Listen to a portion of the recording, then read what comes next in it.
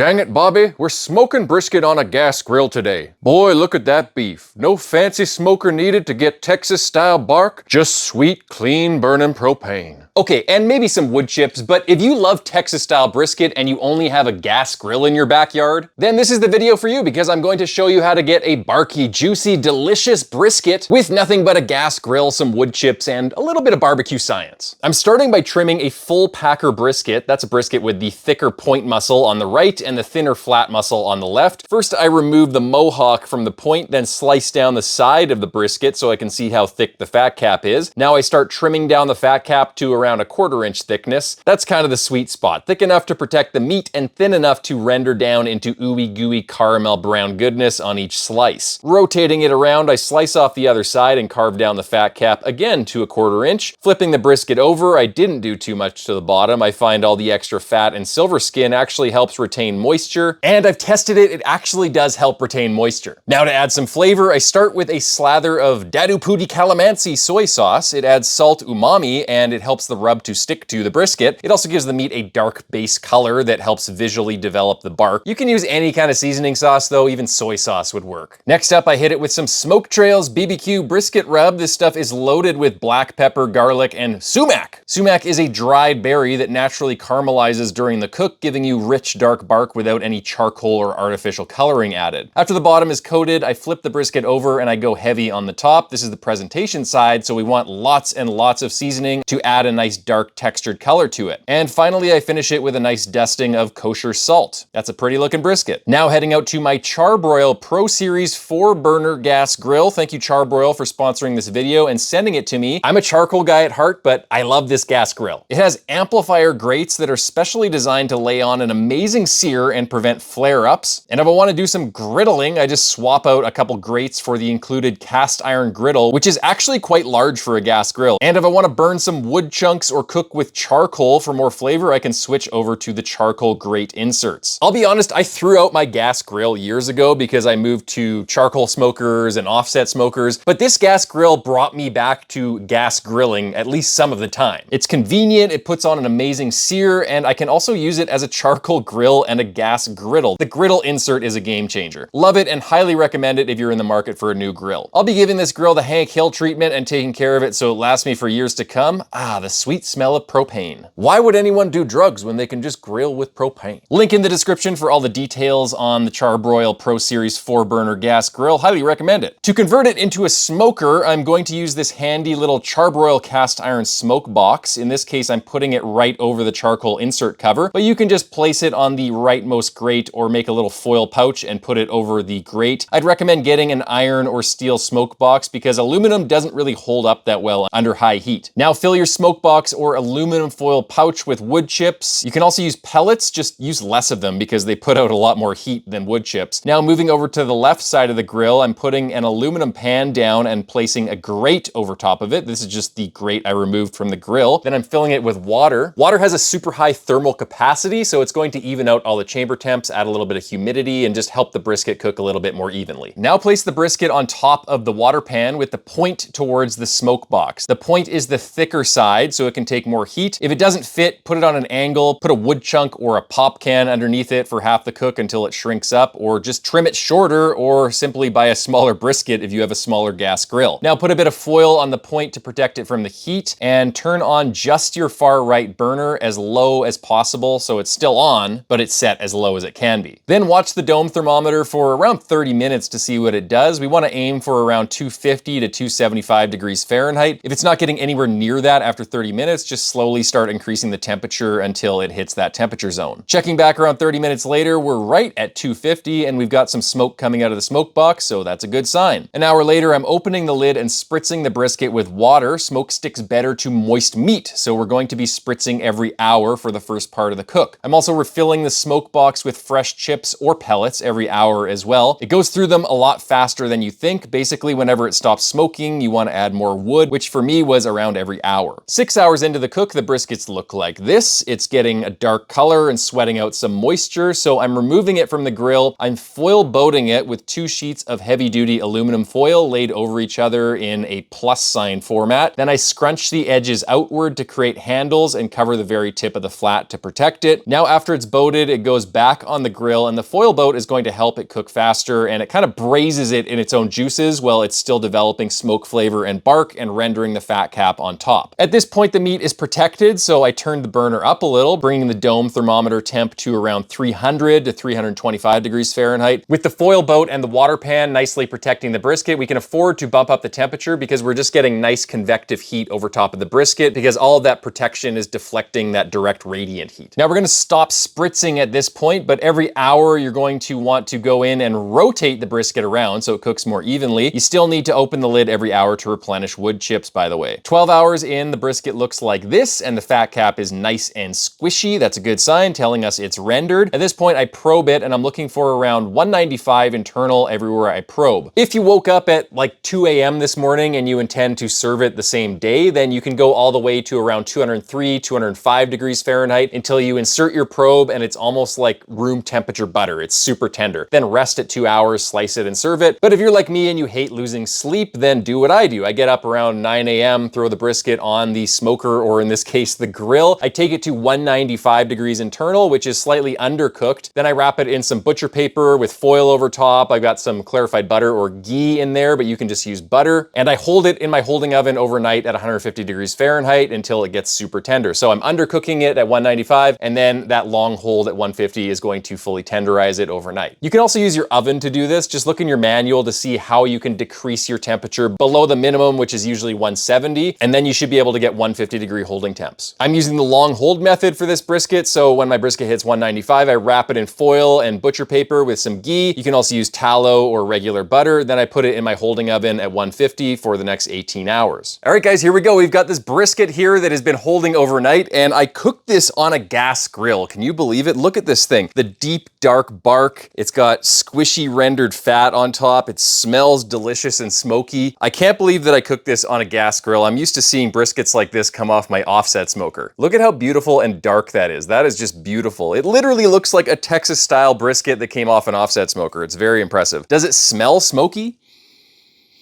It does. It smells really smoky. Let's cut into this guy without further ado. Feels tender. Is it juicy? You guys be the judge. That looks pretty juicy to me. Okay, let's take a slice of the flat here. And just to explain a little bit about what I was doing, I cut the brisket in half down the middle, and then I start making parallel slices down the flat. The flat is the leaner muscle, and the fibers run in a certain direction. They run this way. So we want to cut perpendicular to those fibers so that the individual slices pull apart easily. So there is a slice. We'll see how easily it pulls apart. And I did this pretty thick. Beautiful. Pulling apart really nicely. Let's see how it tastes.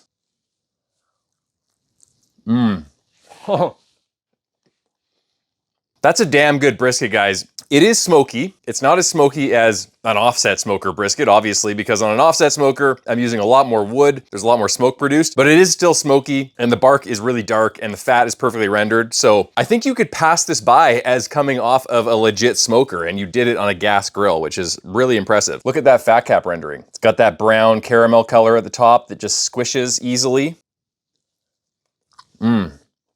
Beautiful. Show you guys another slice here. Just hangs off my finger easily. It doesn't fall apart, but it's still super floppy and it pulls apart easily. That is the perfect texture for brisket. And then I just like to coat each side of the slice on the fat that's dripping onto the board. Okay, let's do the point now. So for the point, we're gonna turn it perpendicular to the original slice we did. And now we're gonna cut it down this way. So we'll cut this huge chunk of fat off actually first that we left on. Then we'll cut up some burnt ends. These are our burnt ends here. Look at those burnt ends on a gas grill. Beautiful. And then we'll start making some slices. Let's take a look at one of these slices. Look at that. Beautiful brisket slice, beautiful bark. And again, look at that rendering. That's from increasing the temperature later in the cook to render that fat cap down.